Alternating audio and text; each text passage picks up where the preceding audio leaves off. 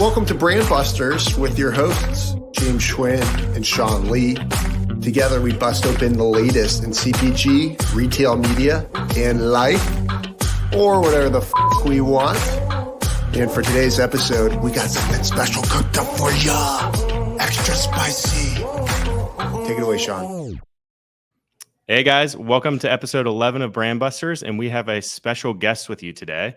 We've got Will Nitze, the founder of IQBAR, a company that produces plant-based nutritional protein bars, hydration mixes, and instant coffee that boost brain and body performance.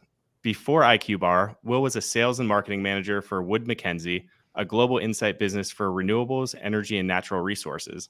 He's a Harvard grad and the host of Eating Glass podcast.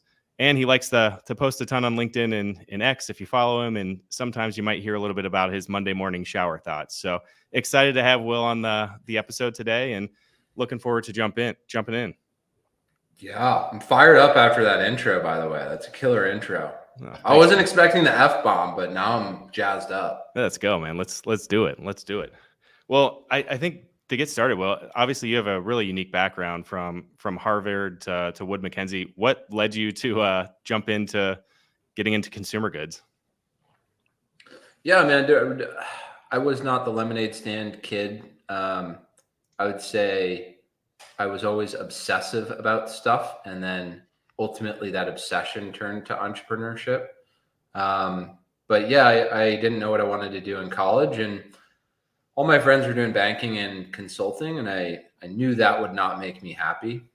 I just talked to enough people who were 2, 3, 4 years into it, and none of them were happy. And I was like, well, why would I do that? I don't want to do that. So I just took a job actually it was called Power Advocate, and then it got acquired by a big company called Verisk Analytics and merged into Wood Mackenzie, which is another subsidiary of Verisk. But so anyway, I joined a software company called Power Advocate, and it sounds wildly dry, but I was selling operations and supply chain software to predominantly oil and gas companies. So I was flying to Houston on a weekly basis and selling $200,000 a year software to a guy in cowboy boots from Chevron or whatever. And it was one of those weird scenarios where I got quite good at it and competent at Excel and PowerPoint and how do you run a meeting and how do you pitch a product, but I hated it, which is kind of a weird dynamic, being good at something you don't like, but actually common. And so I said, okay, I don't like software, I don't like oil and gas really, and I did always want to do my own thing. But it got much more real when I had a boss and a boss's boss. Yeah. And I was like, oh, I really don't like this. And so I guess maybe it added some urgency, and I had the counter to what entrepreneurship is. So I always say, like, to people who are like, oh, I just want to jump into entrepreneurship right out of school. I'm like, no, don't do that. Yeah. Go work for someone, learn what it's like how businesses operate, what it's like to have a boss, what it's like to even have a hard boss, even better. Even how to manage your time and how to just do basic P&L management and analytics too. Like you got to get that experience somewhere. Yeah, totally. And then it's so great because it'll fire you up to want to do entrepreneurship. And then you'll have the juxtaposition of, especially when things get hard, it's like, oh, but at least it's not that, I don't want to go back to that. So it's a good reference point, but I'm not a engineer. I'm not, technical, quote unquote. I'm not a coder. So I wanted to create something, but it was not going to be a tech product. And I also have just always loved consumer goods and consumer products. And I got really into nutrition in 2016, 2017. And I was really interested in the brain. I studied psych in college. And so I was like, okay, is there an intersection here of why is there no brain food? Because everything was body focused, weight loss, digestion, muscle building, body. Why is there no packaged food that focuses on brain and body? So that was it. No data on the market. I did a Kickstarter, and the thought was, if this goes well, I'll do it. And if it doesn't, I'll think of something else. And it went well. That's awesome. Yeah, I think your experience is probably similar to our listeners and a lot of our own. I remember I did start in consumer goods out of school. I was at Procter & Gamble for about a decade. And the point that I knew it was time to leave was I think I sat in like 2 or 3 meetings over a week period where we were talking about upcoming meetings with our 2-up management. And I was just like, I can't sit in meetings talking about other meetings with 2-up bosses anymore, and just got the itch to go out and do smaller company things. So I think that's pretty rare or pretty common. So I know like you jumped in, you did the Kickstarter, you got it going. Was there any point where, founders tend to post their highlight reels on LinkedIn and on X, but very rarely talk about the hard times, the uncertainty that comes with being an entrepreneur, especially in those early days? Did you ever have an oh shit moment or multiple oh shit moments when you were growing IQBAR where you just didn't know if it would make it, and how did you overcome those? Definitely had oh shit moments. Never thought I wouldn't make it. But yeah, like I remember I listened to a Gary Erickson podcast. I think maybe it was How I Built This. And Guy Raz was like, he basically asked what you just asked. And he was like, I never thought I wouldn't make it. And I've always remembered that. And I feel the same way. I've never thought we wouldn't make it. So yeah, we had order for 200,000 bars from CVS, which was ironically our first retailer, which is like the worst first retailer ever. Gosh, it is. So good learnings there. But our whole team went out to our co-packer, and it was like 4:30 a.m. because they started producing super early, and we were just going to get like video content, like, hey, the whole team gets to see how the sausage is made. Yeah. We're planning on high-fiving, and the bar, the dough gets mixed and slabbed and cut and wrapped. And then we are high-fiving. Oh, this looks great. Tastes great. And the guy walks up to me. He's like, we have a problem. The wrappers aren't sealing. I was like, what do you mean the wrappers aren't sealing? So yeah, the wrappers aren't sealing. The adhesive is not sealing. And we tried 10 different things, increased the pressure on the flow wrapper machine. And he's like, it just was not tenable. And it was like, I've never had like a higher moment deflate into a lower moment. And it was so embarrassing too, right? Your whole team's there, and it's like you have to have a brave face, and we jumped into action. We halted the line. We threw out a lot of product, took like a 30K hit, called 10 wrapper companies. One of them could rush an order, got it rushed, got it there the following week, produced, shipped out pallets on time. So that's awesome. But I mean, that's one of, I could give you 10 others, but so yes, we've had many moments like that, which just comes with like, I had zero CPG background. But even if you do, I think stuff like that still happens. It still happens, right? I think it's the process of just making a good, right? Especially when you're using a co-packer and different vendors, like you can't control everything all the time, and there's always going to be an issue that you have to solve. But that's awesome. So you got it out on time, only to ship it to CVS. How was your experience with CVS as your first customer? Yeah, so we were an online first business, and still to this day, the majority of our business is online. But we also went into omni-channel fairly early, and classic, like naive, not thinking deeply about, is this retailer the right fit for my product? Are we at the right stage in our life cycle as a business to work with this retailer, et cetera, et cetera? Just threw all that to the wind, and I was like, we can make it work in CVS. And, we got this kind of this random set. It was like the brain health set or something like that, in like the back corner of CVS. Of course, we didn't know we were going to be in the back corner, and it was pitched as if it would be in the front. And anyway, when you have an expirable product, drug is not a good channel. Let me put it that way. If you're moving 7 units per SKU per store per week at Sprouts, you're moving like 0.25, or something like that at CVS. That's always been my experience.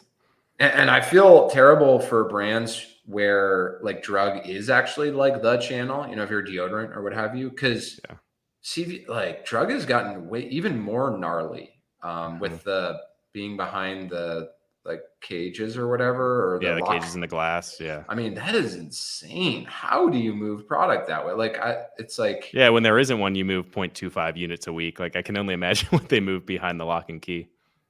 Yeah. So it's anyway, even gnarlier channel now, but And then, the crazy terms, it was net 60 will pay you half of the PO. Net 6 months will pay the second half. How about that for some terms?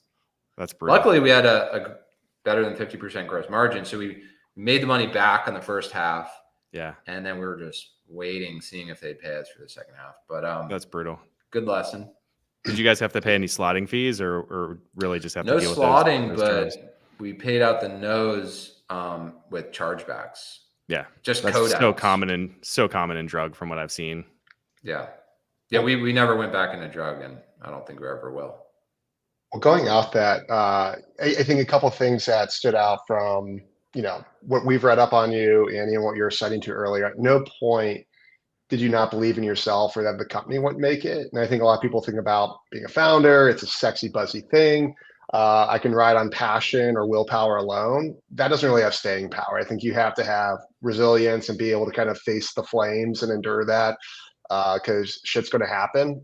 Clearly, with your story, what did you feel like outside of work? Like, what were you doing kind of as you're growing up or even now to kind of build resilience so you could kind of face that and bring that endurance and durability, to IQBAR and scale it the way you have?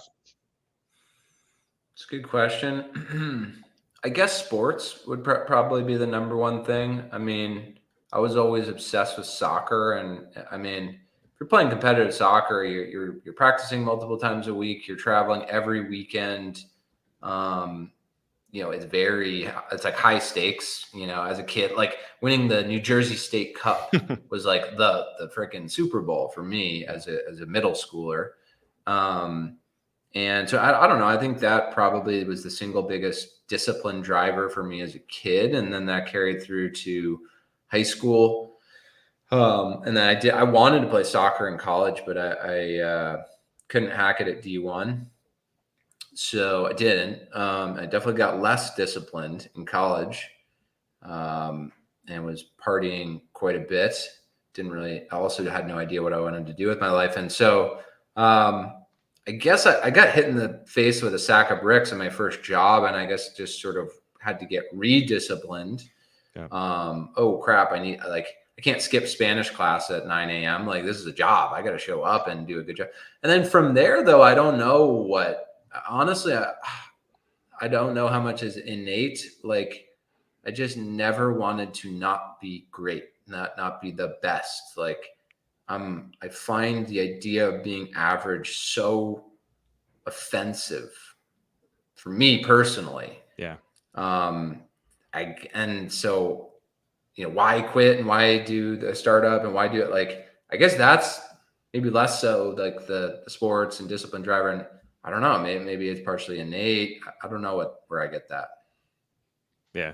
I think that's great feedback. I know for me personally, like some of my best times in business have been when I've been like, I used to run marathons or do long bike races. When I was training a ton of hours a week, I was usually also at my most productive because I had to be. Like, you have to schedule out your time. So similar lesson to when you're traveling for soccer or building that resiliency, like when you have to be and your days are booked up, you really have to be firing on all cylinders and the time that you have free to focus on what you want to do.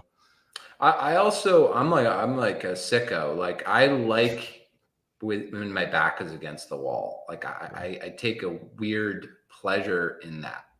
I kind of like desperation. Yeah. Like the underdog mentality, right? Like, you've got no other choice. Yeah, you have no other choice. You've given yourself no out. You've publicly told people you're going to do stuff. Like, I don't like giving myself an escape hatch. Yeah. And then you just have to do it. Right. Yeah. So you're always trying to manipulate your own psychology to get the most out of yourself. Yeah. I think that's a great insight. And you posted recently, I think the last 2 weeks, as a Sebastian Junger quote: "Consequences sharpen the contours of reality and create meaning." And I think so. Sean and I both have kids. I've got 2 boys, and I think about people not choose. Everyone wants to choose comfort versus pain, and pain isn't always a bad thing. Suffering isn't always a bad thing. That's where the growth happens. That's where you kind of build and test yourself and say, "Oh, I can do this." That's where the confidence is derived from. So I think for those that are listening, I think basically what you've built and modeled exemplify is choosing hard can lead to success professionally, personally. So don't take the easy way out. That's where the growth happens. That's where your foundation and the good habits can all compound over time if you stick to it and not throw in the towel or look for the escape hatch. I think you have to learn to love pain, period. Like, it's kind of like, a cold plunge or whatever. There's so many analogies. Like, you learn to like that pain. Yeah. And really, you're just like optimizing for feeling something. And it's like two things, I think. You're feeling something strong. Could be like freezing water. It could be, I don't know what I'm doing here professionally. I'm over my skis.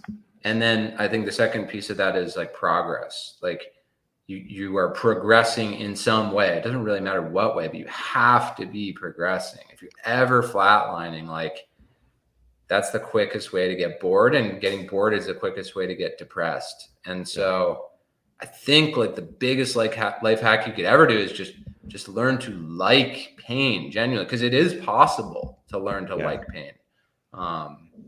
Don't destroy your body, right? Like, I don't know if David Goggins is like the answer, right? His knees are probably, guy's going to be in a wheelchair. You don't need to go run 100 miles straight and then cold plunge for 20 minutes. But it is possible to learn to like pain. And then if you can do that, then by default, you will always be progressing and you'll never get bored. Like, to me, like, the boredom is the absolute worst thing that can ever happen to someone. I agree. You stop growing professionally. You stop doing as many interesting things. I feel like you really stall out when you're bored, but when you're intellectually stimulated and doing interesting things, like, I feel like that's when the magic happens. Yeah. And I want to tie this back, whether, I don't know how I sent us down this rabbit hole here, but even tying it back to IQBAR, right? Like, I think now there's this systemic anxiety and depression. And it starts with that gut health and kind of the gut brain connection in some way. So getting the proper fuel can be a component of that, along with inviting the rigor, exercise, whatever challenge or pain, on a subjective basis, on a per person basis. But I am going to try to steer us back. I think some interesting updates for you all, for you in terms of what we noticed is kind of 3 core product lines. I know the positioning recently changed. I think initially really going after like keto, paleo, but now focusing more on like smart mouth. So I guess talk to us a little bit about that repositioning and what's kind of coming up next based on whether it's expanding within 3 product categories, or is it exploring a new vertical for IQBAR? I think about products, and I think maybe a different way than most people think about them. So most people, like, kind of conventional wisdom, which has a lot of merit, is like focus. Meaning, I have one product line. That one product line has one main value proposition. People can wrap their heads around it very easily. RX bar, right? It's just bars. I mean, they added a couple ancillary things, but 98% of that business is bars. And simplicity is like the value prop. Yeah. And that's great if you catch lightning in a bottle, and if people never stop caring about that one value prop. It's not great if either of those two things change. So I take a radically different approach, which is have an ultra dynamic product, meaning a product with, let's say, 4 or 5 value propositions, any one of which you can lean into at any given time based on a variety of variables, the macro environment, what's happening in dietary trends, yada, yada, yada. So if you have, I'll give you an example, like originally we wanted to make a low sugar, low carb bar for the brain, downstream brain benefits. You're not elevating blood glucose. You're not spiking insulin. You're not crashing your brain, right? But then keto happened and everyone became obsessed with that exact same thing in a very different context, losing weight, right? Like, everyone, that was really the centerpiece of it. Going on keto, you lose weight, which was true, right? Yeah. And so we massively benefited from that. And so we were able to like lean into keto because it suited us very well. And then keto ended up being a 7-year run. Everyone thought it would be 1-2 year run. It was like a 7-year run, kind of crazy. and then it died. And it died when it died quick. And so for all the folks who had the word keto in their name and things like that, it's like, oh, yeah, that's tough. the only thing you're known for. Once it dies, the fall is pretty hard. So how do you, like, I have this thing of like ride trends and then hop trends. Never get married to trends. Don't ignore trends. You want to ride them. All the biggest brands at some point rode some trend. So it's not bad to be associated with a trend. You have to be able to hop to new trends once they inevitably die, though. So keto dies, take keto off our packaging. Now we're a low sugar, low carb, clean label plant protein bar. Cool. Like, that's on trend now. And so as I think a lot of keto brands like died, we just kept growing it. We didn't notice it at all. Just grew right through it. So I like to have it's like a diversified stock portfolio in a product, right? And each of the stocks is like a dietary value prop. Some of them are going to go down over time. Others will go up. You need to like lean on your winners. And then we do now level that up to a platform. Same idea, just once removed. Yeah. So now you have bars, hydration, coffee, and some retailers, like we won't have an opportunity to sell in one, but we can sell in the other. Or maybe it's summer, and so hydration demand spikes in summer, but like bar stays steady. Well, cool. We can so again, you're just diversifying yourself even further, one level up. We could keep pulling that thread, right? There's channel diversification on top of that, and blah blah blah. That's great. What are some of the dietary trends that you see, either that we're in right now or that are coming? Obviously, I see a ton on carnivore, which seems to be in right now. This anti-seed oil movement. Where do you see food trends heading? Because they do seem to come quick. Some have staying power, some don't.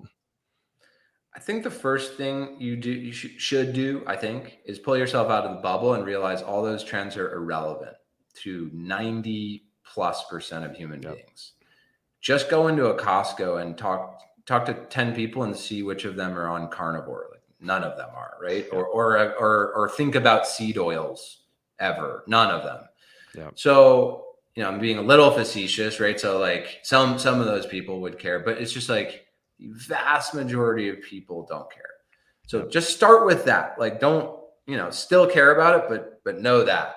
So you still have to deliver like a great tasting product at a great price with great packaging and branding to win, irrespective of all that. Okay. But like, given that, there are certain just like totally evergreen trends. Low sugar is just never going to not be cool. It just, it can get repackaged, like blah, blah, blah, but it will always be there because it's metabolically true. It's an immutable fact that sugar is bad. So less of it will always be good. The whole plant protein versus meat thing has been so interesting, especially in the last couple of years, right? You had the whole fake meat thing with Impossible and Beyond. Then you had the cultivated meat thing, which seems to have like died before it even was alive. Yeah. I forget. There was one startup that like just went under before it even had a product. Then there's a whole like rise in just plant-based protein in general, right? Not like fake meat, but just pea protein or hemp protein or what have you. And then it like reverted back, and it seems people have flipped back to more, meat, traditional meat. We live in the plant protein world. So frankly, I don't obsess over those trends, because people who want plant protein, it's always going to be a really big market. And it doesn't matter if it's a $10 billion market or a $4 billion market. Like, we are so small, like, Procter & Gamble's puddle is our ocean. So it just frankly doesn't matter that much. We know demand will be high. And then also look at the competitive set. So we, who is there in plant protein bars? There's like, Aloha, Us, No Cow. Yeah. I don't even know if I can name another one, right? So it's so, yes, like the people looking for that is a smaller demographic, but it's way less competitive. So, Yeah, I don't know. I think those things, I don't obsess too much over dietary trends. I would say the most prominent one that I've lived through is keto, just because it helped us so much. But then beyond that, I've kind of learned to like honestly focus more on evergreen. Like price always matters, protein and protein content and quantity always matters. Taste always matters. Good branding always matters. If you nail all of those, you will be able to ride through any trend. I think that's great. I just wanted to highlight something that you said that I think is great for our listeners, which is the vast majority of people who are shopping don't care about some of these trends. I launched a safe and effective insect control brand, and it had never really worked before because everybody positioned it as green and organic. And, the 10% of people that are very into that, you were never going to satisfy them with an insect control product. And the rest of the consumers just thought it didn't work or didn't care. So when we launched it, we repositioned it to just better for you, like something you can use around your puppy, your kid, your baby, and it's not going to cause you a ton of harm. There's no terrible chemicals in it, everyday ingredients, and it actually works. And that's what kind of unlocked us. The brand was called Zevo, and we started on e-com. I think now it's about 150 million in annual revenue that we had launched out of P&G Ventures when I was there. But that was it. It was, the majority of people just didn't care about, hey, we're the most organic or safe, or we use these ingredients in insect control. They just wanted to know it works and that I can spray it around my puppy and my baby, and it's not going to, kill everybody in my household. And once we kind of unlocked that, it opened us up to that, 70% of the market that wants to make better choices for their family or for themselves, but isn't on the cutting edge of these trends and researching it and thinking about it daily because they just don't have time. I think we get legitimately delusional around what the market is. Like if you looked at like LinkedIn or Twitter or whatever, you'd be like, oh, like everyone's moving to cleaner label, this and that. It's like truly you will be delusional if you think that's reflective of the market. Got like one just random example, and no shade to these guys, but like Bear Bells is a bar and wildly successful, absolutely crushing it. Sells a zillion units a week at Trader Joe's. Like, I mean, they have just skyrocketed. It's literally on the front. It's natural and artificial flavors, sucralose, xylitol, like the dirtiest label you've ever seen, and they are just knocking the cover off the ball. And it's been really eye-opening for me where I'm like, oh, okay. Like it is very much a bubble, the whole like clean label thing. It's cool. You can build a big business on that, but man, you could also not. Now, it also matters what your morals are and what do you care about? What do you want to be putting out in the world? So even if that is a great business model, would I pursue it? No, I wouldn't. But it's good to know that that is indicative of what the market wants at large. I think go ahead, James. I was going to say, I think you have some purist people that have a purist consumption view, but I think others they go through this like justification psychology of like, hey, you know what? This is better than eating a Hershey's bar. Still has artificial ingredients, but I'm still getting a better efficacy with this. And so they go through this rationale or this kind of justification process while they're buying. So it's like, oh, well, this is still better for me, better than what an alternative could be. So to your point on clean label, there's a niche for it, but I think people are going to do to satiate whatever cravings that they have and just want to conceptually feel better about their decisions, even if it's not the best decision for them. I think the Ozempic thing is going to be very real too, right? Like that's going to be fascinating to watch. And I think people get too dogmatic about it, right? Their first knee-jerk reaction is like, no, do it the natural way. And like, you have to or only work out. And it's like, whoa. Like, step back a second. Like, let's just look at the data, right?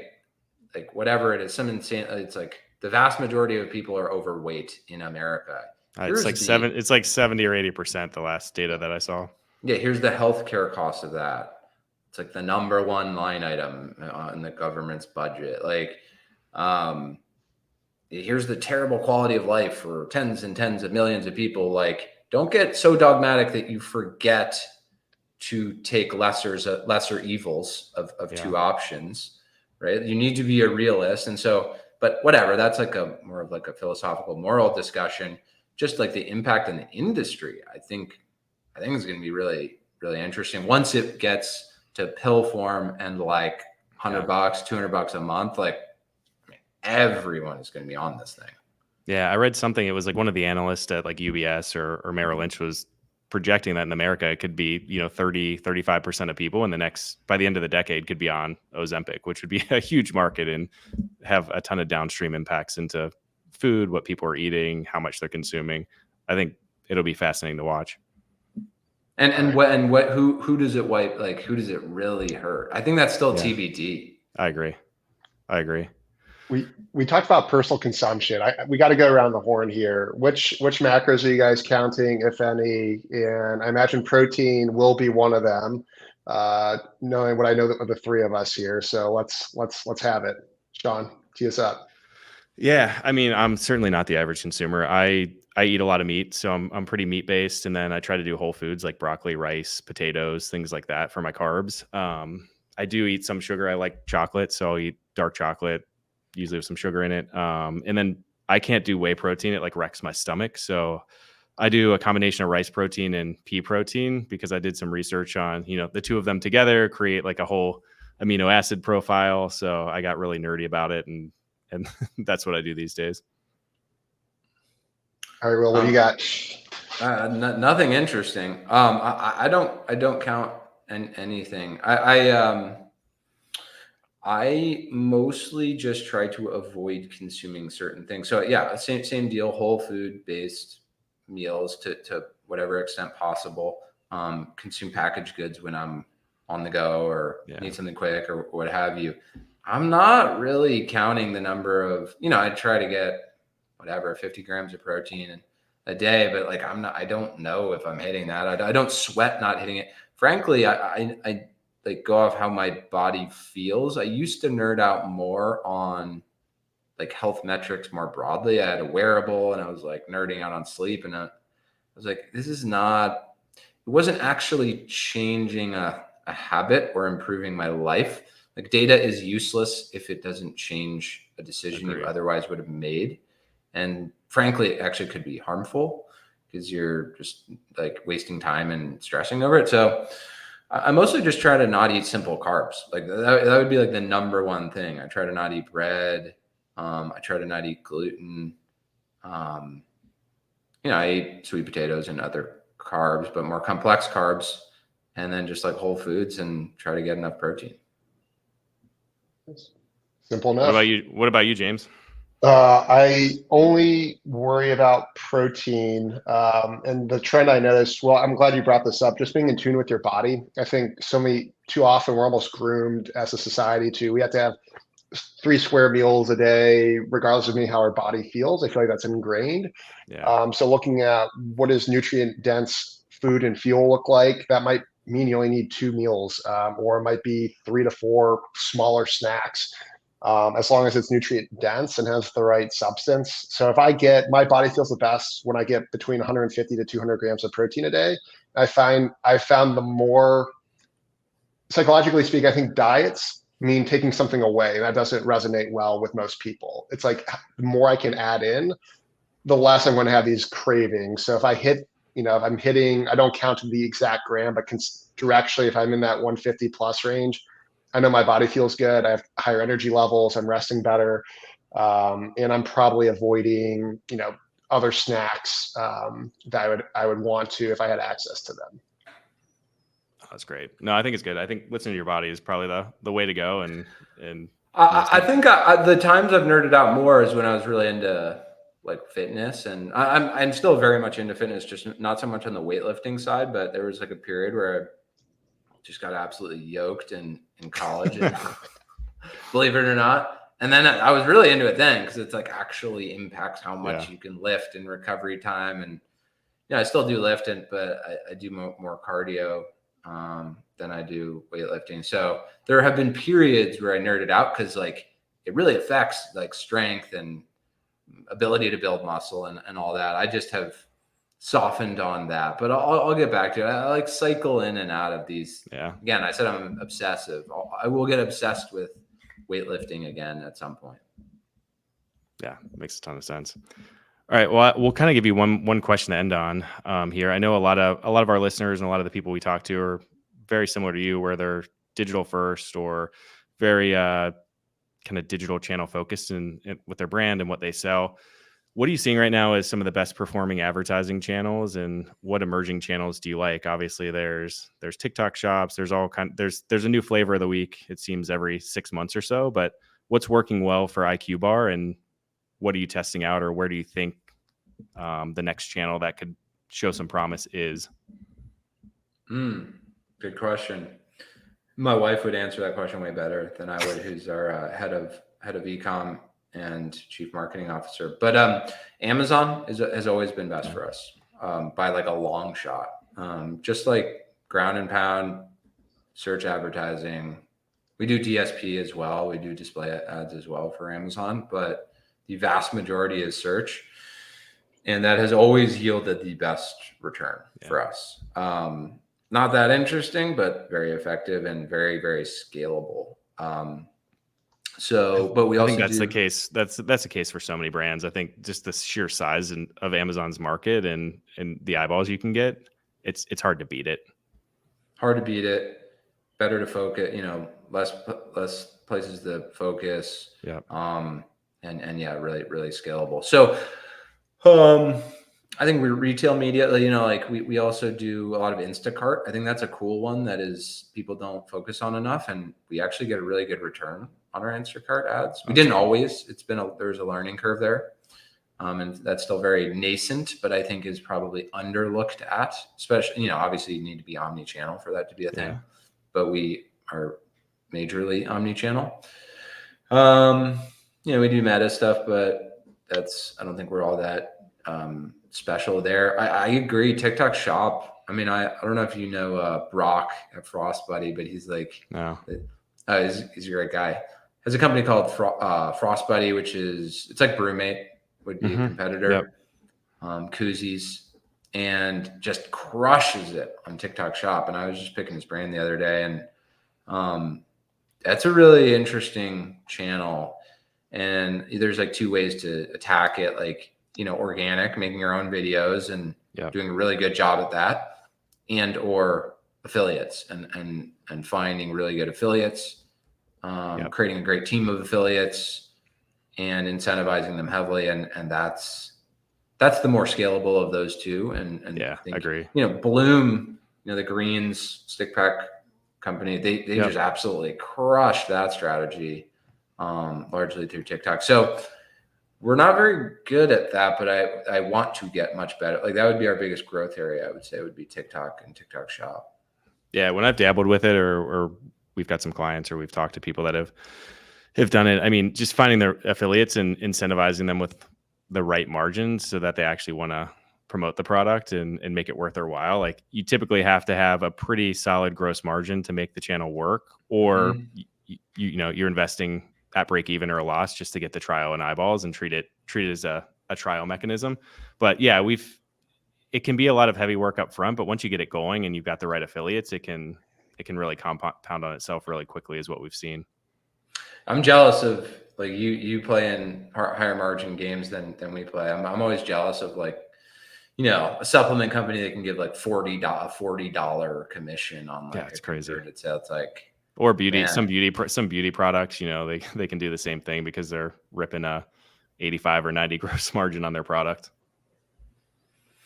But again, it's like if I was only economically motivated, I would go into beauty for sure. It's just I looked at just like the unit economics of a friend's beauty brand. I was just like, oh my God, this is disgusting. Yeah, they're pretty good.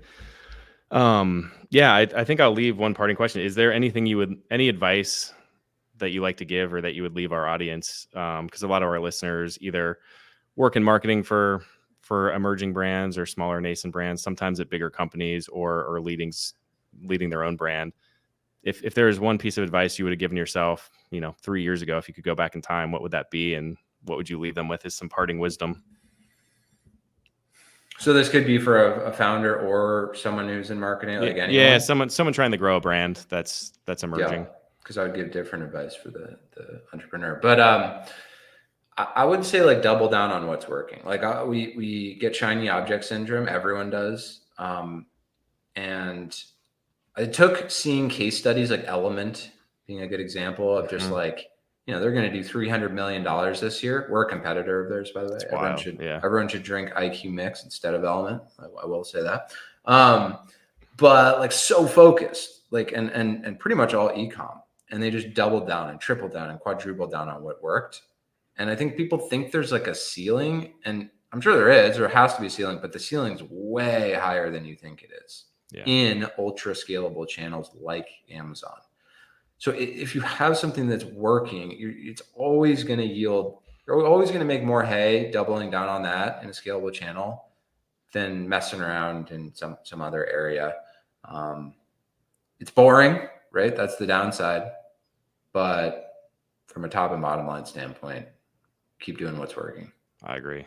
I think that's great advice. James, any final questions you have before we depart?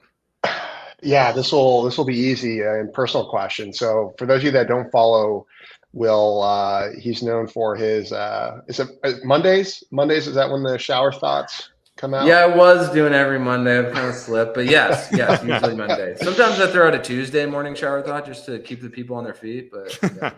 So for those of you that don't follow him. There's a lot of interesting points there. But I gotta know, like, how long do you shower for? Is this are these thoughts a collection across multiple showers? Is it an individual shower session where you get hit with 10 randomly connected ideas? Tell us about it. Now we're getting not safe for work here, but I'll address that. You maybe are surprised, maybe not, to know that they don't all come to me in the shower, although some do. No, I just have a Google Doc. It's super messy, chicken scratchy. I think any human has, especially entrepreneurs, where everything's so condensed and so rapid and there's so much happening and it's so new and you're always a beginner. You have so many micro insights throughout every day. Every day you have a minimum of one, probably more like 3, 4, 5. And what most people do is they have the micro insight and then they're like, that's cool. And then keep going. And what I just have trained myself to do is write it down. So I'm like, micro insight. I actually Slack it to myself often if I'm on the go. And so I just have this crazy chicken scratch list of all these just things I think are smart. And half of them are, half of them aren't. But is that worth doing? I don't know. It's that's not going to drive sales for you, I don't think. But I find it to be fun. It's cathartic. It makes you get fun feedback. People like it, right? It's universally enjoyable. So it's just something I started doing and I've tried to keep up with. I think that's great. Yeah, I do. I've got a few different lines or in my notes app, so different ideas. So I'll try to combine all those over time. Maybe not to action for your kind of as you're indicating, but just to kind of trap the thoughts and something interesting at the time. So I think that's all we have. Sean, anything else to close? I think that's it. I would just say if you liked the interview with Will today, go follow Will on LinkedIn or X and follow us on LinkedIn or X. And if you like the podcast, if you found this helpful, share it with your colleagues, share it with your friends. You can find the BrandBusters on Spotify, Apple Music, wherever you get your podcasts. And we will, as always, push this as a LinkedIn Live on LinkedIn. So if you see it there, go follow us on the podcast platforms and set your notifications up to learn when new episodes drop. So appreciate it. And with that, we will end the show and jump to our outro.